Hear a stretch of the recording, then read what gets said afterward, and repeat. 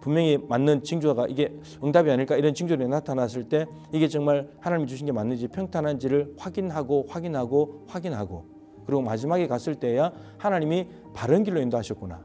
모든 기도와 간구로 아니면 하나님께서 염려가 되는 문제거리를 없애주시는 것이 아니라 없앨 때도 있지만 마음의 평안을 주신대요. 그래서 우리가 기도를 할 때 어떤 기도를 가지고 할 때 언제까지 기도해야 되냐면 마음의 평안이 올 때까지 그 일에 대해서 이것은 해보면 경험적으로 알 수 있어요.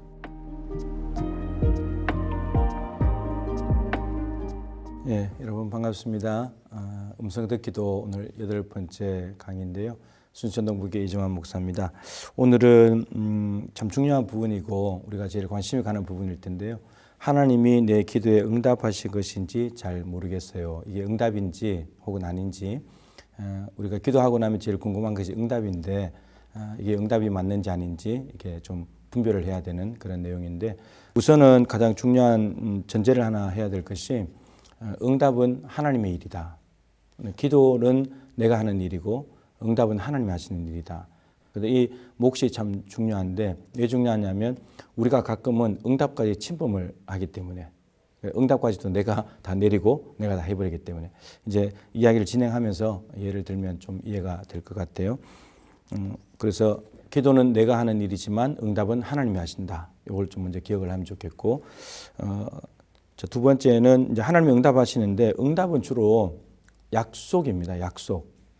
그래서 기도하면 내가 이렇게 해주겠다, 저렇게 해주겠다, 이제 뭐 어떻게 할 것이다, 뭐 되리라 이런 약속들. 이제 주로 말씀의 형태로 약속을 하나님이 주시는 건데, 근데 이게 참 조심해야 될 부분이 뭐냐면 약속은 한편으로는 보증처럼 느껴지지만 약속했으면 다 돼. 이게 보증처럼 느껴지지만 하나님의 약속은 보증이 아니라 초청입니다. 초청. 그러니까 내가 너한테 약속을 하는데 이렇게 됐으면 좋겠는데 너도 요거를 받아들이면 좋겠다. 내가 원하는 쪽으로 오면 좋겠다. 요 초청인데 이렇게 초청을 받아들일 수 있는 방법은 하나밖에 없어. 믿음이에요. 믿음이 없으면 하나님의 초청을 받아들일 수 없어요. 민수기 21장에 가면 잘 아는 불뱀 사건이 나옵니다. 이스라엘 백성들이 불평불만을 하니까 하나님께서 불뱀을 보내가지고 이스라엘 백성들을 막 뱀에게 물려가지고 상처가 나고 피 흘리고 막 죽고 이런 일들이 벌어졌을 때 이스라엘 백성들이 곧바로 모세한테 하나님께 기도해서 불뱀을 좀 해결해 달라고 그렇게 이제 기도를 하죠. 우리가 원망한 거 잘못했다 그러면 했는데 모세가 하나님께 기도하니까 하나님께서 놋뱀을 만들어라, 불뱀을 만들어 장대 위에 달아라. 그리고 그것을 쳐다보면서 산다. 분명히 이스라엘 백성들이 고통 중에 하나님께 기도했고 모세가 기도했고 하나님께서 응답을 주셨죠. 장대에 달아라. 그리고 그걸 쳐다보면서 한다. 하나님 지금 약속이잖아요. 응답이 약속으로 왔는데 말씀의 형태로 왔죠. 어떤 실물을 하나님이 만들어 놓고 어떻게 해라가 아니고 모세에게 말씀의 형태로 말씀하셨고 모세는 여기에 순종해서 장대를 만들었습니다. 근데 이스라엘 백성들에게는 고침 받을 수 있는 약속이죠. 말씀의 형태로 약속이죠. 근데 이것을 받아들일 수 있는 방법은 믿음밖에 없어요. 그러니까 쳐다보면 살아요. 쳐다본 사람은 다 살아요. 근데 저거 쳐다본다고 뭘 살아? 지금 빨리 와서 뭐 칼로 막 부위를 째가지고 피를 빼내고 뭐 해독제를 마시고 이래야 살지. 이러면 다 죽는 거예요. 히브리서 4장 2절에 보면 이런 말씀이 있습니다. 하나님의 말씀은 우리에게 유익을 주는 것인데 그 말씀이 그들에게 유익이 되지 못한 것은 믿음과 결부시키지 않았기 때문이다. 여기서 그들은 누구냐면 구약의 이스라엘 백성들이에요. 이스라엘 백성들이 애굽에서 구원을 받았잖아요. 출애굽 구원을 받았습니다. 그리고 하나님께서 약속하셨죠. 가나안 땅 줄게.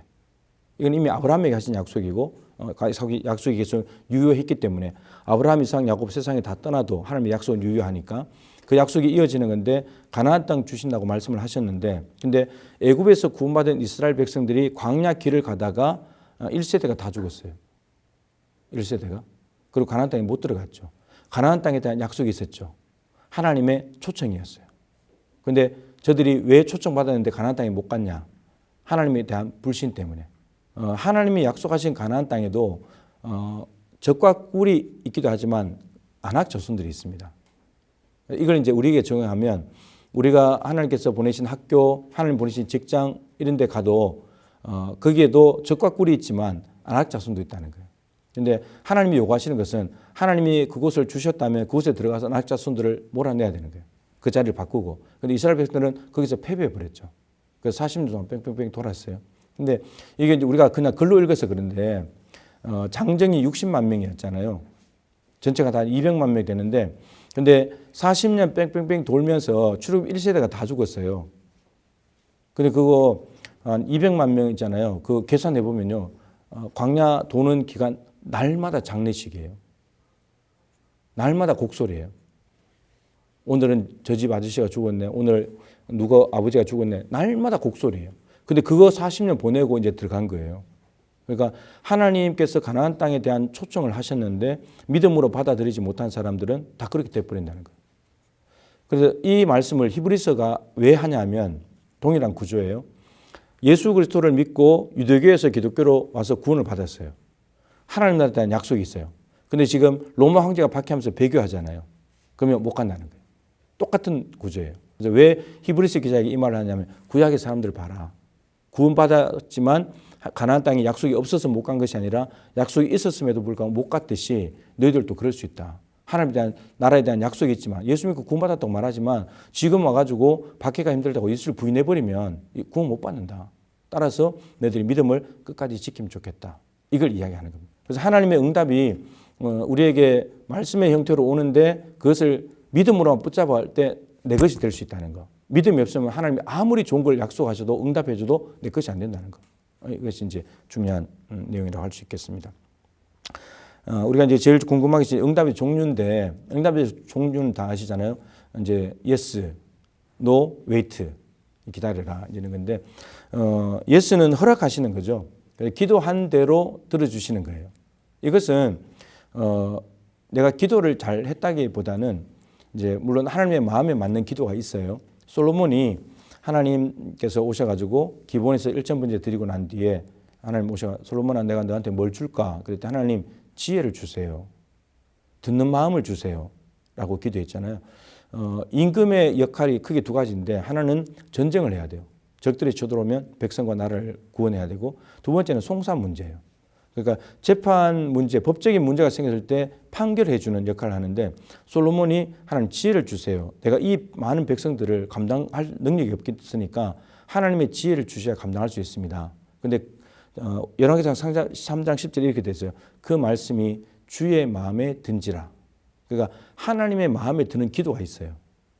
그런데 왜 이 솔로몬이 지혜와 듣는 마음을 달라는 기도가 하나님 마음에 들었냐면 사명을 위한 기도잖아요. 자기가 왕이 될 자격이 없는데 자기가 왕 된 것이 우리 아버지 다윗에게 하나님께서 은혜를 베푸셔가지고 된 것이고 나는 그 아들이기 때문에 다윗의 언약 때문에 아버지께 맺은 언약 때문에 내가 왕이 됐습니다. 나는 이 많은 백성들 다스릴 능력이 없습니다. 그래서 하나님께 지혜와 능력을 주셔야 됩니다. 그러니까 왕에게 맡겨준 사명을 잘 감당하기 위해서 기도한 것을 하나님이 자기 마음에 들었다고 하시면서 지혜를 줘버려요.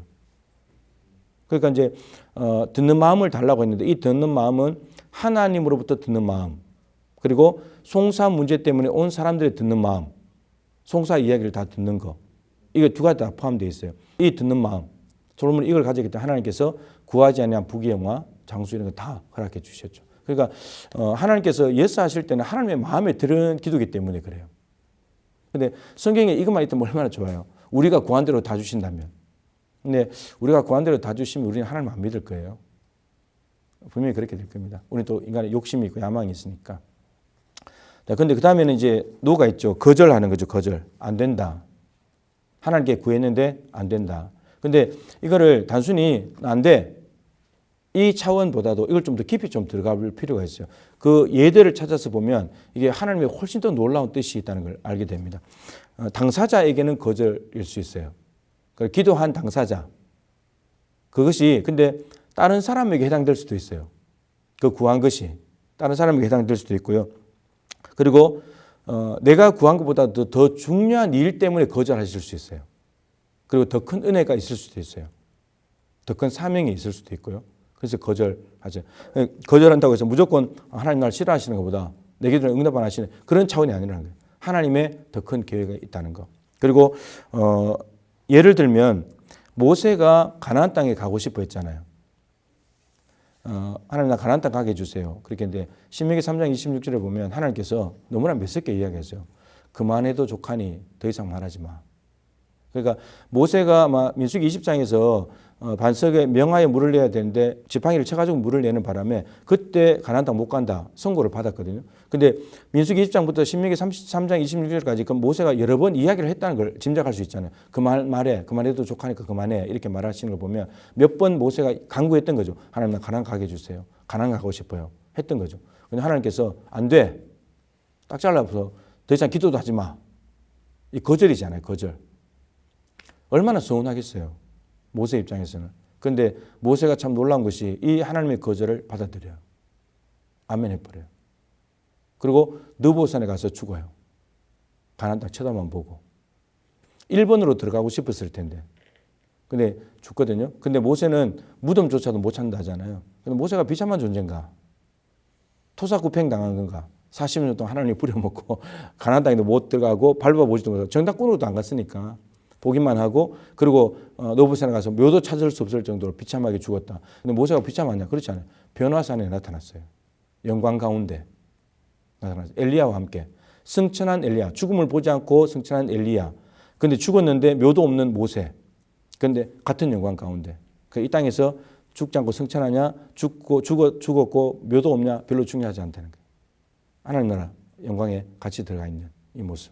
그래서 거절했는데 하나님 모세가 그걸 아멘으로 받아들였다. 이거 참 중요한 것이고요. 그리고 우리가 잘 아는 바울 또 육체의 가시가 있었잖아요. 질병.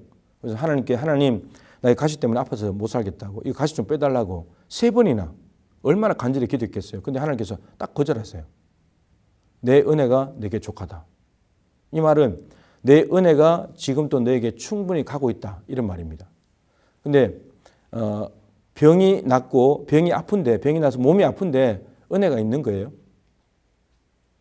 우리가 하나님께 은혜 받았다는 말은 병이 낫다고 나아야지 은혜가 있는 거고 안 나으면 은혜가 없다고 생각하잖아요. 근데 지금 하나님께서 너 병이 있는데 내 은혜가 지금 충분히 가고 있어. 그러니까 내가 은혜가 없어서 네가 아픈 게 아니야. 네가 아프지만 내 은혜는 여전히 가고 있다고. 그래서 바울이 그걸 아멘으로 받아들여요. 그러면서 놀라운 이야기를 하죠. 내가 약할 그때에 하나님의 강함이 오기 때문에 나는 약한 것을 기뻐한다. 세상에 약한 걸 기뻐하는 사람이 어디 있어요? 강한 것을 기뻐해야지. 약한 것은 숨겨야지. 강한 척이라도 해야지. 근데 약할 그때 강하다고요. 더 나아가서 자랑 안 돼요, 심지어. 그러니까 이게 아주 중요한데 관점이 달라서 그래요. 우리의 관점은 내가 낫냐 안 낫냐, 건강하냐 아프냐 여기에 관점이 있거든요. 그래서 건강하고 나으면 은혜가 있고 아프고 안 나으면 은혜가 없는 거고. 근데 바울의 관점은 여기에 있지 않아요. 바울의 관점은 하나님의 강함이 나한테 올 수 있냐 없냐. 하나님의 강함이 나에게 올 수 있다면 나 그냥 약한 채로 있을래. 그러면서 바울은 멀쩡하게 건강한 사람보다도 병을 가지고 있었지만 누구보다도 많은 사람 구원하고 교회를 세우고 대륙을 바꾼 사람이에요. 그리고 결정적인 것은 바울은 아파서 죽지 않았어요. 육체 가시 때문에 죽지 않았어요. 우린 죽는다고 난리 났는데 안 죽었어요. 바울은 끝까지 사명 감당하다가 예수를 위해서 살고 예수를 위해서 죽었죠. 순교했죠. 병 때문에 죽은 게 아니에요. 이게 그러니까 바울의 육체 가시를 빼달라는 것을 하나님 거절했는데 근데 이걸 아멘으로 받아들였더니 정말 우리보다도 훨씬 더 많은 일들 하나님은 하시더라. 그게 더 나은 거 아니에요? 이런 것들을 봤을 때 거절은 나쁜 게 아니다. 이렇게 생각할 수 있겠죠. 세 번째는 기다려라. 그러니까 지금은 때가 아니다 이런 말이죠. 그러니까 지금은 아니다는 거니까 때가 따로 있다는 거예요. 때가 따로 있으니까 지금 당장 아니니까 좀 기다려라 이런 뜻이죠.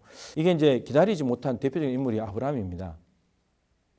아브라함은 하나님께서 분명히 사라를 통해서 약속의 자녀를 준다고 말씀하셨는데 그런데 아브라함이 참지 못하고 하나님의 약속이 왔는데도 참지 못하고 자가 추진 방식을 통해서 애를 낳아버렸죠. 하가를 데리고 애를 낳았습니다. 근데 참 놀랍잖아요. 하나님이 사라를 통해서 애를 준다고 할 때는 아브라함이 나이가 많아서 사라도 생리가 끊어져서 안 된다 그러잖아요. 근데 하가를 취했는데 아브라함이 엄청나게 애를 금방 낳아요. 인간적인 방법을 쓰면 이렇게 빨라요. 하나님의 때는 기다려야 되는 거고. 근데 인간이 이걸 못 기다린다는 거예요. 근데 이제 문제는 하나님의 약속은 믿음이 있으면 시기는 늦춰져도 우리가 불신하게 늦춰져도 하나님의 약속은 분명히 이루어집니다. 믿음이 가지게 되면 이루어지는 거죠. 때가 늦춰지는 건데 우리가 늦추는 거예요. 그래서 아브라함이 그래가지고 하나님이 어떻게 하셨나? 13년 동안 침묵. 하나님이 13년 동안 말씀을 안 하세요.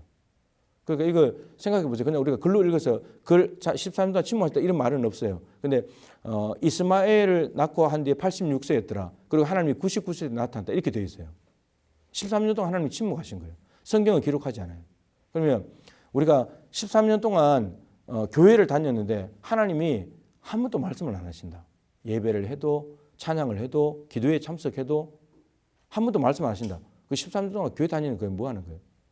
아브라함이 그런 세월을 보낸 거예요. 자가 추진 방식으로 일을 해버렸다가 하나님의 때를 당겨버렸다가 그냥 기다렸으면 하나님이 이삭 주시면서 잘 갈 수 있는 상황이었는데 이제 이렇다는 거죠. 그래서 하나님은 이삭을 주셨어요. 하나님의 때가 있는 거죠. 하나님의 때까지 기다리는 것이 믿음으로 가능하다. 하나님의 약속이 왔으니까 그걸 붙잡는 것은 믿음으로 가능하다 말씀을 드린 거죠. 그래서 우리는 자꾸 고속을 해서 추월하거나 저속도로 간다든지 아니면 이탈을 해요. 그래서 하나님은 항상 정상 속도예요. 그래서 신앙생활은 하나님과 이인삼각관계를 하는데 속도를 맞춰서 가는 거다. 그래서 하나님의 때를 기다리면 하나님은 반드시 답을 주신다. 이게 이렇게 정리할 수 있겠어요. 좀 더 우리가 관심을 가지는 부분이 그럼 구체적으로 하나님이 응답하시는 방법은 어떻게 하시는가? 이게 제일 궁금하잖아요. 첫 번째는 이제 아까 말씀드렸는데 하나님께서는 응답하실 때 약속을 하신다 그랬잖아요. 약속. 그래서 말씀의 형태로 온다. 그래서 응답을 알아차릴 수 있는 가장 확실한 방법은 말씀입니다. 성경 구절이에요. 성경입니다. 성경. 그러니까 저는 이제 우리 교인들에게 이렇게 가르칩니다. 기도를 하고 난 뒤에 응답이 왔는데 이게 상황이나 여건이나 주변에서 들려오는 여러 가지 말들이 있어서 이게 뭔가 응답을 주시는 것 같긴 한데 이게 명확지 않다. 이건지 저건지 긴가민가하다. 그러면 하나님 앞에 기도를 이렇게 하시라고. 어떻게 하냐. 하나님 내가 이런 상황들을 봤을 때 이런 것 같긴 한데 제가 확신이 없기 때문에 하나님 성경 구절로 답해 주세요. 성경 구절로 확증해 주세요. 이렇게 기도하라고 제가 가르쳐요. 그러면 성경 구절을 가지고 하나님께서 말씀하시는 것은 무슨 말씀이냐면 설교를 하다가 어떤 구절이 가슴에 올 수 있잖아요. 우리가 이걸 레마라 그러잖아요.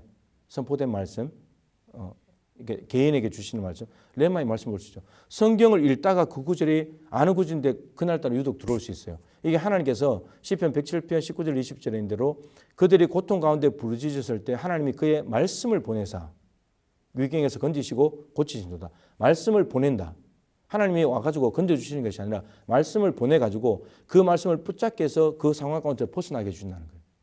그러니까 말씀을 보내시면 어떻게 보낸가 그러면 설교 시간을 통해서 선포된 말씀이잖아요. 기록된 말씀 성경 구절이잖아요. 이걸 통해서 보내신다는 거예요. 그리고 예수 그리스도 그분이 진리이고 길이시잖아요. 그리고 성령님을 통해서 말씀하는데 가장 확실한 방법은 성경. 그래서 성경과 일치하는지 이런 증세들이 정황들이 성경과 일치한다 그러면 말씀으로 받았다면 확실한 거죠. 뭐 그렇게 결정하면 되는 거죠. 그러니까 긴가민가한데 섣불리 뭘 붙잡지 말고 조금만 더 기다리면서 하나님 성경 구절로 답해 주세요. 이렇게 우리가 기도하는 것이 참 중요하다. 우리의 신앙생활의 기준은 항상 성경이니까. 하나 더 이야기하면 사도행전 15장에 가면요. 예루살렘 1회 총회가 열려요. 우리 교단 총회가 있듯이 총회가 열리는데 총회가 열리게 된 배경은 이제 이 유대인 골수분자들 바리새인들이 이방인들도 구원받으려면 할례를 행하게 해야 된다. 이게 주제였어요. 이게 안건으로 이제 나오게 됐는데 옥신각신하다가 답이 안 나오니까 예루살렘에 가서 사도들과 다 같이 모여서 의논하자 이렇게 된 거예요. 그래서 왔습니다. 그래서 야고보가 일대 예루살렘교회 초대 지도자였고 총회장이었어요. 그 총회장이 사회를 보는 거죠. 그러면서 이제 할례 문제에 대해서 쭉 논의를 하는데 바울과 바나바가 먼저 뭘 이야기하냐면 1차 전도여행을 가가지고 루스드라에서 안전병기를 고쳤잖아요. 근데 그를 예수님의 이름을 전했는데 안전병이 일어나더라. 예수의 이름에 권세와 능력이 있더라. 이거 전도여행한 간증을 이야기를 해요. 그리고 있는데 베드로가 또 무엇을 이야기하냐면 사도행전 10장에 고넬료 만난 이야기를 해요. 그래서 사실은 고넬료 만났다가 이방인과 왜 교제하냐 그 때문에 사도들로부터 비난을 받기도 했는데 근데 베드로가 고넬료가 이방인이지만 성령의 인도하심을 따라 갔더니 위법인 줄 알면서도 내가 갔었는데 가서 보니까 이 이방인들도 예수님을 믿으면 다 구원받고 성령이 오시더라. 우리가 사도행전 2장에 오순절날 성령 받을 때하고 똑같이 성령께서 임하셨다. 따라서 이들은 할례를 안 받아도 구원받더라. 이 얘기를 해요. 이 정도 됐으면 이 정도 현장에서 일어난 일들을 들었으면 이제 할례 그만 이야기하고 결론 냅시다 이렇게 갈 수 있잖아요. 근데 1대 총회장 야고보가 그렇게 결론 내지 않아요. 한 단계를 더 합니다. 아주 중요한 말씀인데 이렇게 되어 있어요. 이들의 말이 선지자들의 말과 일치한다. 이 말을 딱 해요. 이 선지자들의 말과 일치한다는 말이 뭐냐면 아모스 9장 11절 12절 말씀이에요. 거기는 다윗의 장막이 회복되는 거.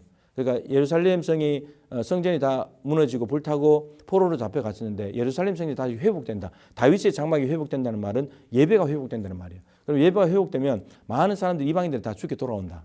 유대인뿐만 아니고 이방인들도 돌아오게 된다. 예배가 회복된다. 이 구절이거든.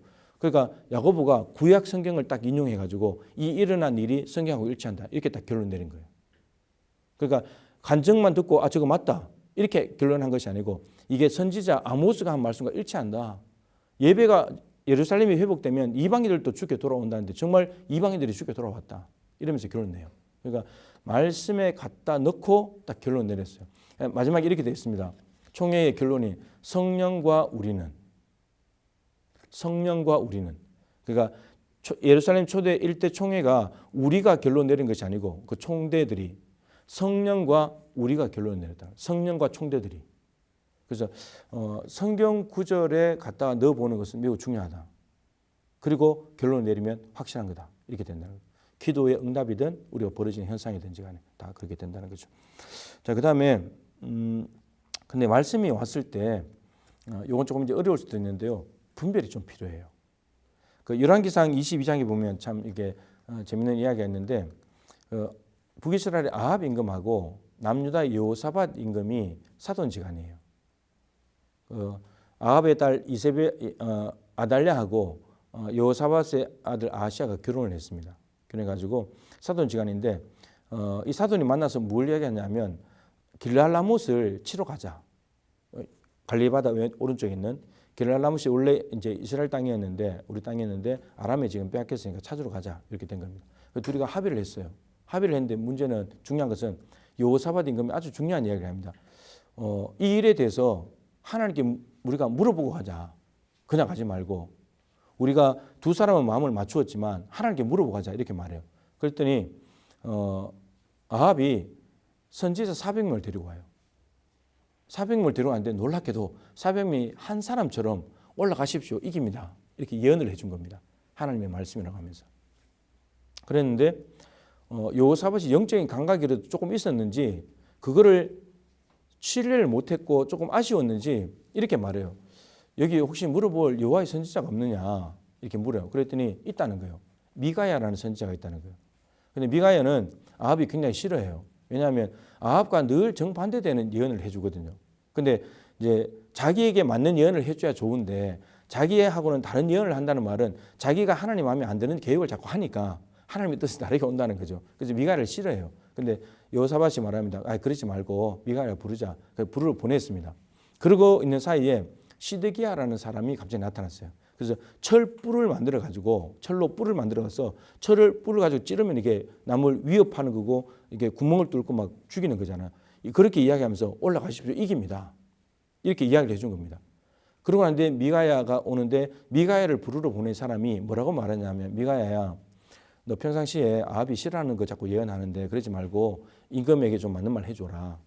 그렇게 이야기해요. 근데 미가야는 이렇게 말합니다. 나는 하나님께서 나에게 주시는 말씀만 할 거다. 그러고 왔어요. 그러고 난 뒤에 와가지고 아합이 물어요. 전쟁하러 갈까 말까 그랬더니 올라가십시오. 이렇게 또 이야기해요. 그랬더니 아합이 거짓말하지 말고 진실을 얘기해라. 그랬더니 이렇게 말하면 진실을 말합니다. 내가 보니까 이스라엘 백성들이 목 잡는 양과 같이 다 흩어졌다. 이 말은 목자는 왕이고 양은 이스라엘 백성들인데 목자 없는 양과 같이 흩어졌다는 말은 목자가 죽는다는 말이에요. 왕이 죽는다는 말이에요. 전쟁에 가면.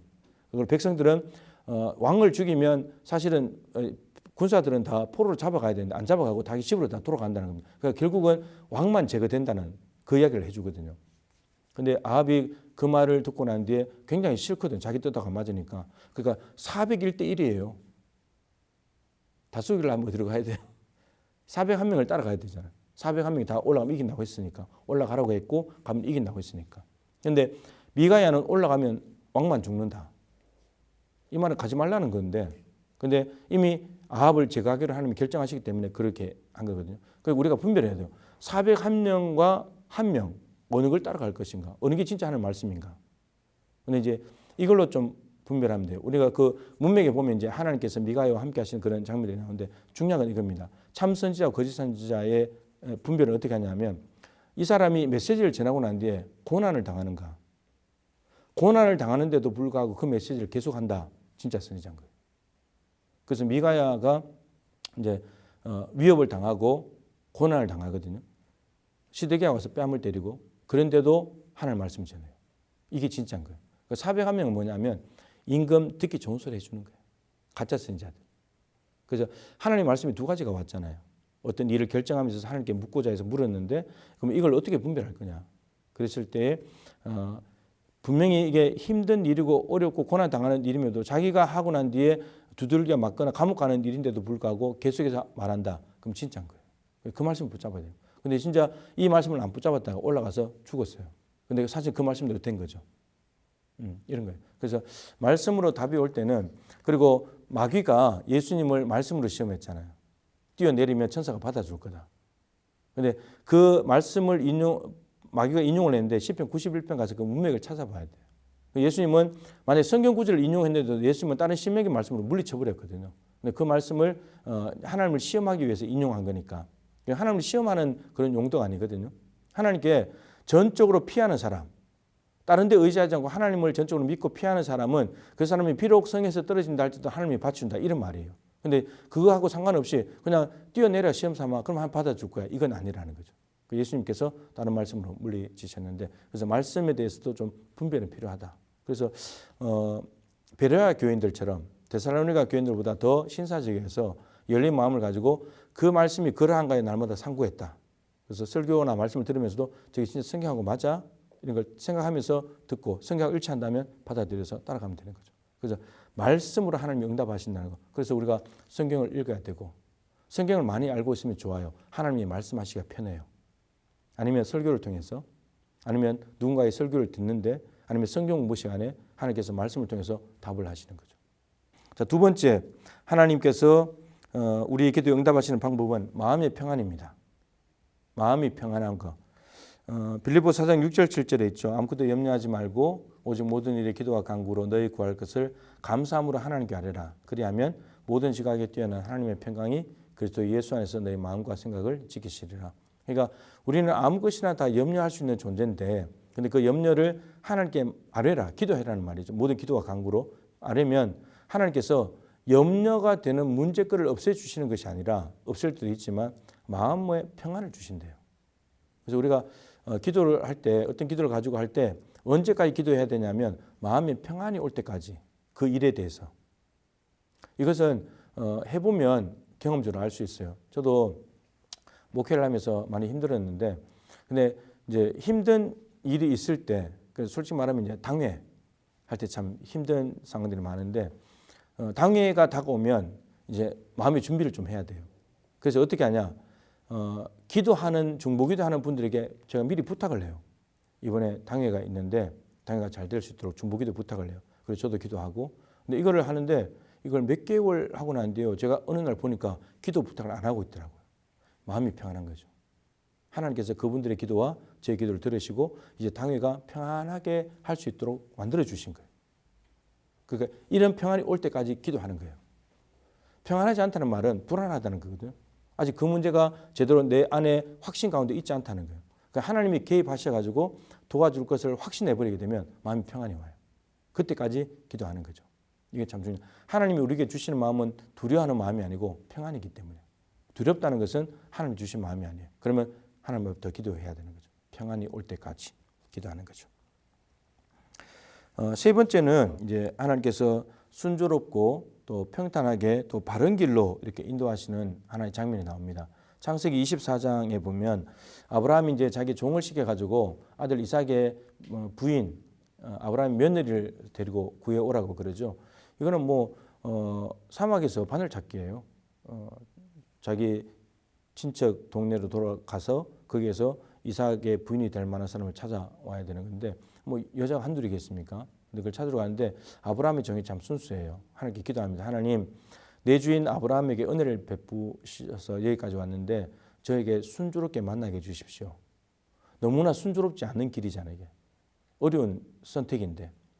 그런데 순조롭게 만나게 해달라고 기도하고 가면서 뭐라고 기도했냐면 아시는 대로 내가 우물에 가서 여자가 왔을 때 물을 좀 달라고 요구를 하면 나에게 물을 줄 뿐만 아니라 내가 말하지 않았는데도 내가 타고 간 낙타, 짐승까지도 챙겨주는 여자면 주님께서 주신 사람으로 알겠습니다. 이렇게 기도를 해요. 근데 기도가 끝나기도 전에 리브가가 왔어요. 말을 끝나기도 전에 리브가가 왔습니다. 리브가가 왔는데 리브가가 물을 좀 달라고 하니까 물을 떠주고 짐승에게도 물을 줍니다. 그럼 이 여자 된 거죠. 근데 아브라함의 종은 여기서 확신하지 않아요. 그래서 어떻게 하냐? 성경에 이렇게 되어 있습니다. 평탄한 길을 주셨는지 여부를 알고자 하여 그 여자를 자세히 주목하여 봤다. 이렇게 되어 있습니다. 그 신중하게 확인해 가는 거예요. 한 가지가 맞았다고 해서 이 여자다. 이거 응답이다. 이렇게 하는 것이 아니라 맞는지 확인해 가는 거예요. 그리고 그것뿐만이 아니고 지금 아브라함의 자손 친족인지를 그것도 확인해야 되는 거고 가서 그래서 물어보니까 맞다는 거예요. 그래서 그러면 거기서 끝난 것이 아니고 집에 가서 리브가의 집에 가서 일어났던 일들을 쭉 이야기를 해요. 그랬더니 그 가족들의 대답이 이것은 여호와께로 말미암았으니 우리가 가부를 말할 수 없다. 그러면서 아브라함의 종이 하나님을 찬양해요. 바른 길로 인도하셨구나. 이게 아브라함의 종이 하나님께 기도하고 이삭의 부인 구하는 과정이에요. 순조롭게 해주십시오 기도했고 분명히 맞는 징조가 이게 응답이 아닐까 이런 징조들이 나타났을 때 이게 정말 하나님이 주신 게 맞는지 평탄한지를 확인하고 그리고 마지막에 갔을 때야 하나님이 바른 길로 인도하셨구나. 복잡한 것이 아니라 바른 길로 여러 가지 많은 길이 아니라 하나님께서 정해놓으신 길로 인도해 주셨구나. 그리고 리브가를 데리고 옵니다. 리브가도 따라와요. 옛날 우리나라의 엄마 아빠들 얼굴 안 보고 결혼했잖아요. 옵니다. 1,500km 떨어졌는데 왔습니다. 이삭도 처음 본 여자인데 그냥 결혼해서 살고 이게 하나님의 방법이라는 거죠. 그래서 아브라함의 종이 얼마나 기도하고 난 뒤에 너무나 경솔하게 섣부르게 판단한 것이 아니라 신중하게 하나님의 뜻이 맞는지를 바른 길로 인도하실 때까지 정말 확신이 들어서 감사 찬송이 나올 때까지 신중하게 갔다는 거. 이것 좀 배울 필요가 있다라고 하는 거죠. 하나님이 그렇게 인도하시더라는 겁니다.